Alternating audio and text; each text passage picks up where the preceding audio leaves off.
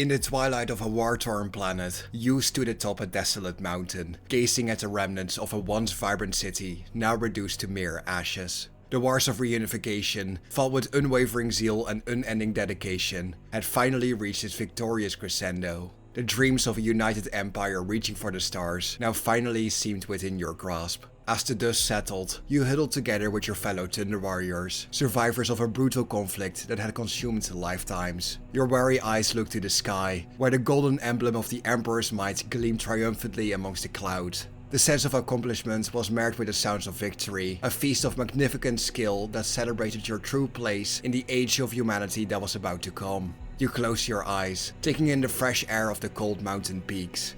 And then the screaming began. You opened your eyes, all those who celebrated, all those you had once called brothers, sisters, nephews and uncles lay dead or dying in the blinding snow. Explosions rang through your ears as warriors clad in gold and phalanxes of unknown black ceramite opened fire into your legion. A bolt shell hit your shoulder, and as you finally fell to your knees, shaking with rage, questions and sheer disbelief, you locked eyes with him. The Emperor of Mankind, standing atop an icy rock covered in the blood of those unworthy of his conquest, met his gaze with you, showing no regret, no emotions, besides a single subtle shimmer, a reflection of apathy. Hi, I am Dutch, the Gaming Storyteller, and today I embark on a quest to answer a question that has recently been plaguing my mind. Why did the Emperor kill the Thunder Warriors? In my opinion, they embodied the epitome of a perfect fighting force, a relentless horde of enhanced, brutal killers capable of greatly bolstering the fledgling Imperial forces. Not just reinforcing their ranks with sheer numbers, but also providing a brutal hammer for any enemy that needed to die quick. Admittedly, my fascination with them might be slightly biased, as they are just so super cool looking. So to finally answer this burning question, let's take a deep dive into who they were, why they were so feared, and explore multiple theories as to why the Emperor killed the Thunder Warriors. Alright, time to get into the lore.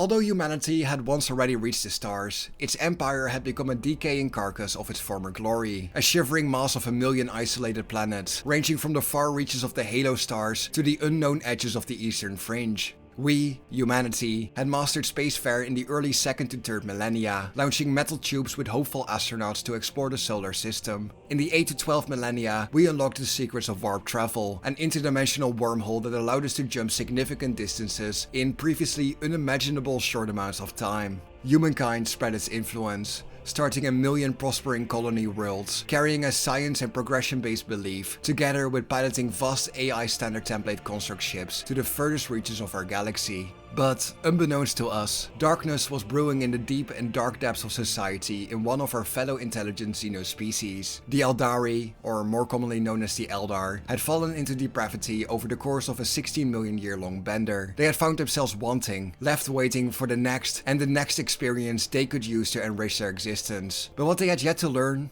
was that every experience has its price. In one fell flash, reality tore open within the central Eldari worlds, a soul-shattering scream vibrating through the galaxy as all those Eldar souls within millions of light years were instantly consumed by the newborn and hungering god. We didn't know at the time. We were unaware of the existence of gods or demons. We were uninformed and blissfully ignorant of the realm we had so happily used to travel the galaxy. Not only did this bird scream of the Dark Prince destroy the Eldar Empire, it had made warp travel effectively impossible. Humanity's glowing and prospering empire had been cut off from itself, and every planet, now silently floating through the echoes of silence, was forced to fend for itself. Terra, or Old Earth as you and I may know it in the archives of the Administratum, was one of these planets. A world of magnificent value, cut off from any and all support. Panic spread, and as the first man picked up arms to defend his family, a 2,500-year-long civil war raged across every inch of humanity's cradle. It started with a gunshot, it proceeded with 100 nukes, and it was continued with sticks and stones. Humanity had blasted itself back to the Stone Age in unending strife, and during this time,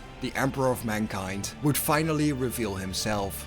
To achieve this vision of reunification and a once more thriving humanity, the Emperor sought to create an army unlike any other, which, after many failed attempts and the disappearance of multiple city populations, became the Thunder Warriors. These genetically enhanced super soldiers were the embodiment of his raw divine power, a set of 20 massive legions led by fearsome Primarchs, engineered for the singular purpose of bringing the techno-barbarian warlords to their begging knees and maul a man to red paste like the Brown Barons would have done thousands of years before. To be a citizen of a desolate Albion town during these early years would have been an absolutely insane experience. One day you and your men are fighting off frothing techno berserkers, cleaning them off your walls as the blood glows with shimmering iridium metals. The next night, you swear you hear the approach of 1,000 wild cats, snapping maws and screeching howls as they scratch the walls of your rusted shack. And the next day, an entire legion of 10-foot tall brutes, clad in 2-inch thick ceramite, are pointing incomprehensible rocket pistols at your crying city councillor, while screaming about the might of a newly emerged emperor of mankind. These were strange times, filled with stories of demons and witches, cave paintings and pointed sticks as weapons, but nothing could have prepared you for the brutality you would experience at the hands of the Emperor's Thunder Warrior legions. One by one, the bloodthirsty city-states fell, and one by one, the Techno-Kings finally withered into the annals of history. The Emperor was relentless, leaving no room for failure, no time for negotiations, and no remorse for the false promises of religion. His original legions mirrored his wrath, and the Thunder Warriors themselves gladly indulged in the slaughter and overpowering of fearful enemy forces. It is important to remember that the Thunder Warriors were no angels. There were no heroes in the pursuit of justice. Every Thunder Warrior had, at some point, been a wasteland kid or a criminal. A human barely resembling a person we could recognize today. The genetic enhancement hadn't always been applied willingly, and many genetic defects were known to arise between the legions. Some would lose their minds to the stims, becoming shallow hunters searching for the next hit of chemical compound. Others would simply explode when they were running into battle, the fibers of their muscles and organs snapping under the immense pressure exerted by the screaming warrior, while others would slowly but surely lose their mind, blabbering to themselves about shadows in the night and smiling faces on the edges of their vision amidst a firefight.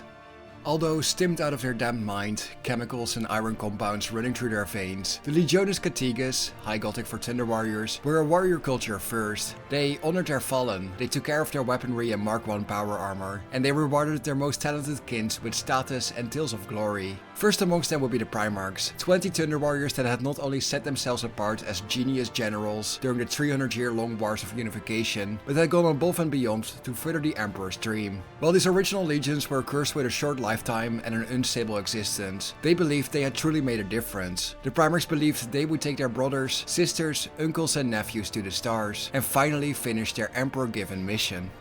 On Mount Ararat, the final fate of the Thunder Warriors would be unveiled. The last techno-barbarian empire had fallen, and as the famed Thunder Warrior Arak known as the Lightning Bearer, raised the banner of lightning, the Emperor had officially unified all of Terra. There would be mourning and grief, as the Thunder Warriors had heroically sacrificed themselves to the very last man to get this ultimate victory for the Imperium. Even Arak himself would pass during this victory, succumbing to his wounds right as the last enemy of mankind was finally slain. At least, that's what the people around Terra were told. As we know now, the Thunder Warriors did not die during this battle. They had won, standing in their thousands atop the ashes of the city they had just conquered, and had been given a speech by the Emperor himself about the future of humanity. They had celebrated, they had mourned their fallen, and they had readied themselves for the next step in the Emperor's great plan. But the speech did not go as they had imagined. It was no speech of glory, no speech of a future for the Thunder Warrior legions. It was a farewell, a cold declaration of the loss of a useless tool. The skies above the mountain started to glow as thousands upon thousands of bolt guns and guardian spears tore into the stunned Thunder Warrior ranks. The legions fought and charged, but in their lack of preparation, their resistance proved futile. The Emperor told his new sons and closest guardians to never speak of this event again, hiding the secrets of this crime deep within the vaults of his imperial palace, and setting out to unify with Mars and Luna as if the Thunder Warriors had never existed. So to try and understand why the Emperor may have killed the Thunder Warriors, here are the three main theories as to why we think he did what he did and why he would commit such a terrible crime against such an effective combat force.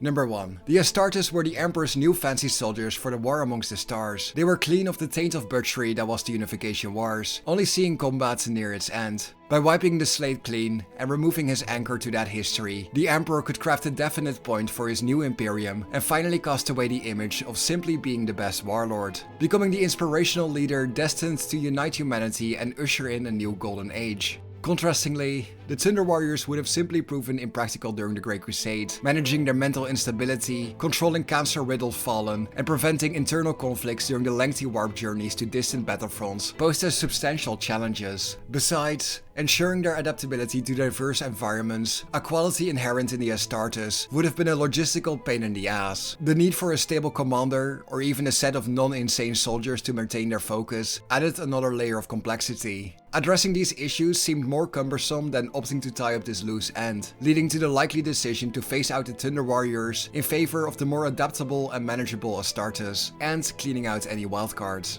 Number 2. The vulnerability of the Thunder Warriors to chaotic influences is also a noteworthy concern. While the direct oversight and influence of the Emperor on Terra might have made such corruption less likely, the question arises that if these legions would go on their long and isolated crusades, would they be easily susceptible to the selfish promises of the Dark Gods? Considering the scenario where Chaos gains control over a group of, let's say, Khorne or Nurgle-blessed Thunder Warriors, presents a pretty big problem. Given the impressive 4:1 ratio of Warhound casualties to Thunder Warrior casualties during the solar battles, the sheer might of a corrupted legion would be nearly incalculable. Moreover, the potential for Khorne or Nurgle to bestow extended lives, particularly in the case of Nurgle, poses a risk of these warriors easily falling to the whispers of chaos, as the gods genuinely have something to offer them. They weren't psycho-conditioned like the Astartes, and many of them still had their original, selfish personalities. The idea of these warriors being corrupted by chaos is a risk I believe not even the Emperor would have been willing to make. And for the last theory, loyalty and discipline were going to be quite questionable at times. The Thunder Warrior legions were typically led by their own Primarchs, but that title was more symbolic than genetic like with the Legiones Astartes, only allowing the Primarchs to instill discipline through the tales of glory and brutal duels. Although, some of the legions could have also been led by the Emperor himself, to whom they do exhibit direct loyalty. This level of allegiance was evident among some of the Thunder Warrior survivors during the Horus Heresy and the Siege of Terra, as they still continued to support the Emperor and still displayed the Unification salute. However, a critical question arises when these warriors are separated across multiple star systems away from the Emperor or their Primarchs. Who then commands their loyalty? It becomes uncertain whether they would be willing or able to accept orders from regular human military commanders, Astartes, or even recovered Space Marine Primarchs. Unlike the Astartes, there is no genetic link to a Primarch to keep the Thunder Warriors in line, and this absence of a genetic connection could have had both positive and insanely negative consequences, as observed in the events of the Horus Heresy. While most of the Thunder Warriors would die in the opening of the Betrayal, a single legion of valiant survivors would break through the gold and black ranks of the Emperor's forces. Not only had they slaughtered hundreds of Astartes and dozens of Custodes, but they had managed to breach the very walls of the Imperial Palace on the other side of Terra. These Thunder Warriors knew Terra like the back of their hand, striding around outposts and search parties, methodically slaughtering camps and supply routes to quickly make their way to their final stand. The Thunder Warriors knew they would die, but they would die for answers and bloody revenge for their kindred. Out of this glorious last stand, we only get one story recorded by Imperial Annals, as Ushotan, Thunder Warrior Primarch of the 4th Legion, faced off against the Emperor's original champion and commander of the Legio Custodes, Constantine Valdor. Well, Ushotan said, panting hard as he swung his thick blade around. I don't like them. Valdor found himself admiring the dry-as-bones humor. He had always admired that about the Thunder Warriors. The humanity hadn't been bled from them to turn them into what they were. They never had their emotions dilated, nor their dreams plucked from their minds and left to wither. I don't much like them either, Valdor admitted, punching his gauntlet through the helm face of an Imperial Guardsman before rounding on an already stricken Thunder Warrior. But they are here nonetheless. You should, I think, have seen them coming. Valdor lunged at the Primarch, clashing blades with the stumbling giant. A loud bang sends the Custodian reeling as his armor sensors report critical damage to his left pauldron. In one fell thrust, one that would be imperceptible to the naked eye, Valdor finally pierced the Thunder Warrior's armor. Valdor extinguished his Spear's Disruptor and knelt beside his victim. As he did so, he withdrew a long knife from his belt. When Ushotan saw that, he coughed out a final dry laugh. The mercy stroke, the last indignity. You always were a miserable bastard. Valdor placed the tip of the knife over Ushotan's heart. Fresh snow falling around him, turned brown and flaky by burning promethium. I meant what I said, Lord Primarch. I take no pleasure in this. You are one of our finest commanders. And these new toys of yours. Who will lead them now? Will they have their own commanders? No, those ones are lost. All the better for you, then. The High Lord was right. You can't bear rivals. It was not my doing. Sure it wasn't. Ushotan coughed, hacking up oily blood. You know, when we were at Moorland's Den, and I said I pitied you, I meant it. I'm not trying to goad you. I really do pity you. Valdor remained motionless for a moment, his hand on the grip of the knife. I lived, Captain General. It was short, and it was painful. But by the 9 hells I lived, I'd rather have it this way than yours. No joy, no hate, no fear. Unbreakable without growth, immortal without passion. What is left for you, Constantine? Blood bubbling up between his burned lips. What more can he take from you that he hasn't already? Valdor drew in a long breath, then plunged the knife in, ending the Primarch's agony. For a moment he did nothing else. His head bowed, the storm exhausting itself around him, coating the land in a film of pale, drifting grey. Then, slowly, he withdrew the blade. Nothing. Nothing at all. As we discussed before, some of the surviving Thunder Warriors would stay loyal to the Emperor, working from the shadows until the opening stages of the Siege of Terra. But, as we can imagine, most Thunder Warriors would turn their back on the Imperium, becoming short-lived crime bosses, infamous gladiators, or even finding the secrets to the Emperor's genetic Astartes template to prolong their own lifetime. Although many of them would pass away silently, I still believe they were a direct sign of the Emperor's true intentions. It has been stated in multiple books that the Emperor and his fellow perpetual friend Malcador had planned for the Horus Heresy. They had prepared the events that were to play out. They had planned thousands of simulations for every possible outcome, and they had periodically nudged fate into their wishful direction. But with every outcome, Malcador and the Emperor had planned for the utter annihilation of the Primarchs and their Space Marine sons. The Emperor planned to enlighten humanity, reunite, get away from warp travel, and finally establish themselves as the dominant race of the galaxy. But for this time of peace, the Astartes, and by extension the Thunder Warriors, honestly had no place in this grand design. They would always be a wildcard, an engineered warrior race designed from the ground up for the unconditional destruction of all enemies of mankind.